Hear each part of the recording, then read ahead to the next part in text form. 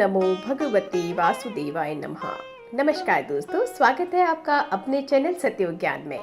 आज हम बात करेंगे बृहस्पतिवार व्रत और बृहस्पतिवार की व्रत कथा। बृहस्पतिवार के दिन विष्णु जी की पूजा होती है। बृहस्पति यानी गुरु, जो बुद्धि और शिक्षा के देवता माने जाते हैं। गुरुवार को बृहस्पति देव की पूजा करने से धन, विद्या, पुत्र और मनोवांछित फल प्राप्त होते हैं। यह व्रत अत्यंत फलदायी है। बृहस्पतिवार व्रत करने से बृहस्पति देवता बहुत जल्द प्रसन्न होते हैं। आइए सुनते हैं बृहस्पतिवार व्रत कथा। पुरानी कहानी के अनुसार प्राचीन समय की बात है। एक नगर में बड़ा व्यापारी रहता था। वह जहाजों में माल लगवाकर दूसरे देशों में भेजा करता था। वह जिस प्रकार अधिक धन कमाता, उसी प्रकार से जी खोल के दान भी करता था। परंतु उसकी पत्नी अत्यंत कंजूस थी। वो किसी को एक दमड़ी भी दान में नहीं देती थी। एक बार सेठ जब दूसरे देश में व्यापार करने गया तो पीछे से बृहस्पति देव साधु वेश में उनकी पत्नी से भिक्षा मांगने आए। व्यापारी की पत्नी बृहस्पति देव से बोली कि हे साधु महाराज, मैं इस दान पुण्य से तंग आ गई हूँ।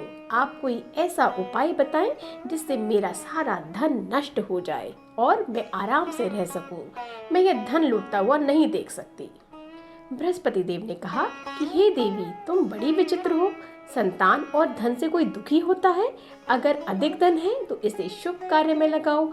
कुंवारी कन्याओं का विवाह कराओ, विद्यालय, बाग बगीचों का निर्माण कराओ। ऐसे पुण्य कार्य करने से तुम्हारा लोक परलोक सार्थक हो सकता है।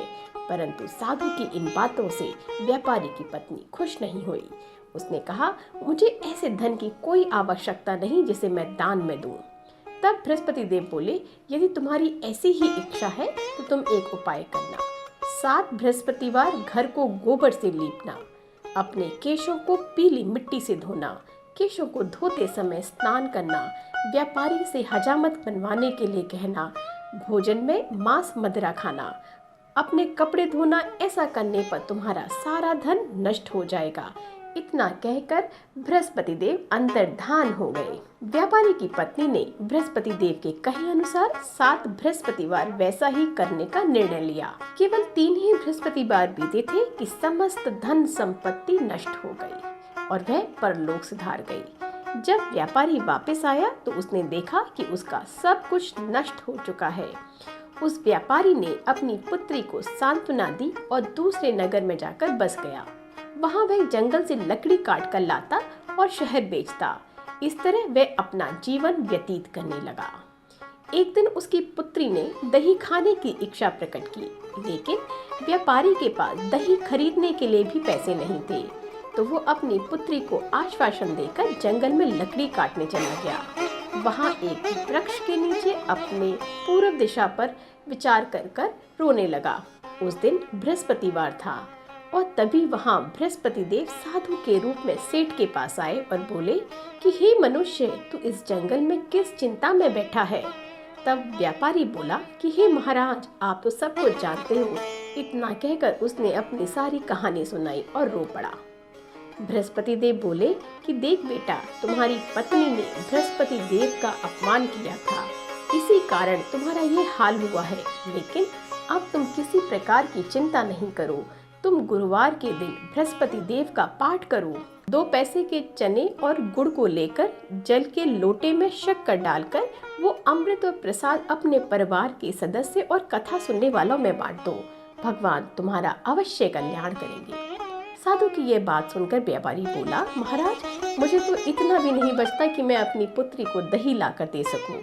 इस पर साधु जी बोले कि तुम लकड़ी शहर जाके बेचना और तुम्हें लकड़ी के दाम में पहले से 4 गुना मिलेगा, जिससे तुम्हारे सारे कार्य सिद्ध हो जाएंगे।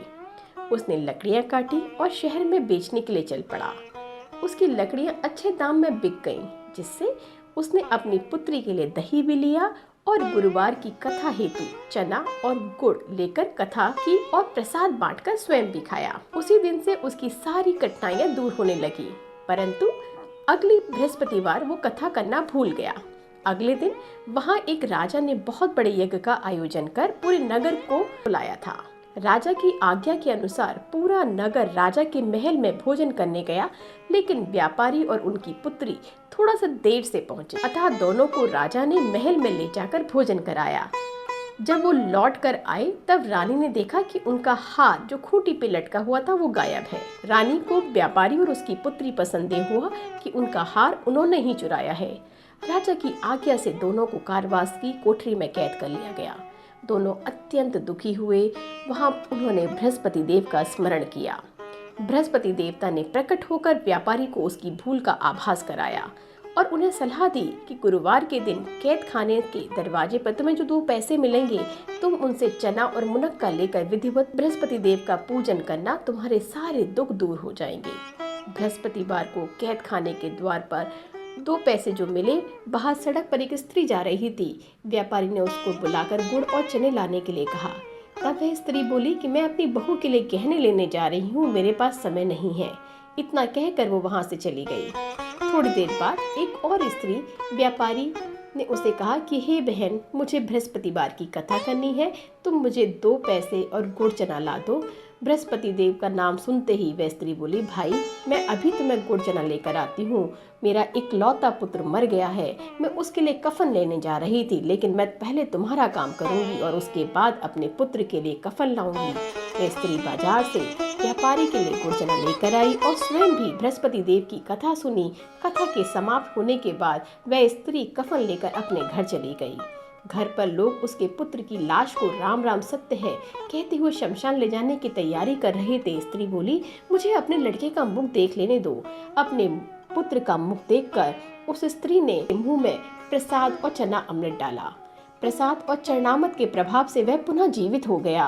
पहले स्त्री जिसने बृहस्पति देव का निरादर किया था, जब वह अपने पुत्र के विवाह हेतु पुत्र वधू के लिए गहने लेकर लौटी, तो जैसे ही उसका पुत्र घोड़ी पर बैठा, वैसे ही घोड़ी ने ऐसी छलांग मारी कि घोड़ी से गिरकर वो मर गया। यह देखकर रो रो कर भगवान बृहस्पति देव से क्षमा याचना करने लगी। उस स्त्री की क्षमा याचना से बृहस्पति देव साधु का वेश बनाकर वहां पहुंचे और कहने लगे कि हे देवी, तुम्हें अधिक विलाप करने की आवश्यकता नहीं है, यह बृहस्पति देव का अनादर के कारण हुआ है। तुम वापस जाकर मेरे भक्त से क्षमा मांगकर कथा सुनो, तभी तुम्हारी मनोकामना पूर्ण होगी। जेल में जाकर उस स्त्री ने व्यापारी से माफी मांगी और कहानी सुनी। सुनने के उपरांत जब उसने वह प्रसाद और चरणामृत लेकर अपने घर आई थी, तो उसने चरणामृत अपने मृत पुत्र के मुख में डाला। चरणामृत के प्रभाव से उसका पुत्र जीवित हो गया। उसी रात बृहस्पति देव राजा के सपने में भी आए और बोले कि हे राजन, तूने जिस व्यापारी और उसकी कैद कर रखा है वह बिल्कुल निर्दोष है। तुम्हारी रानी का हार तो वहीं खूंटी पर लटका हुआ है। दिन निकला तो राजा रानी ने हार खूंटी पर लटका हुआ देखा। राजा ने उस व्यापारी को और उसकी पुत्री को रिहा कर दिया। उन्हें आधा राज्य देकर उनकी पुत्री का विवाह उच्च कुल में करवाकर दहेज में हीरे जवाहरात दिए। जो सद्भावना पूर्वक बृहस्पतिवार का व्रत करते हैं एवं पढ़ते हैं अथवा सुनते हैं या दूसरों को भी सुनाते हैं, बृहस्पति देव उनकी सारी मनोकामनाएं पूर्ण करते हैं, उनकी सदैव रक्षा करते हैं। सच्चे हृदय से उनका मनन करते हुए जयकारा बोलना चाहिए। ओम नमो भगवते वासुदेवाय नमः। दोस्तों, अगर आपको हमारा वीडियो पसंद आए तो हमारे वीडियो को लाइक करें, चैनल को सब्सक्राइब करें। मिलते हैं एक नई वीडियो के साथ। तब तक के लिए धन्यवाद।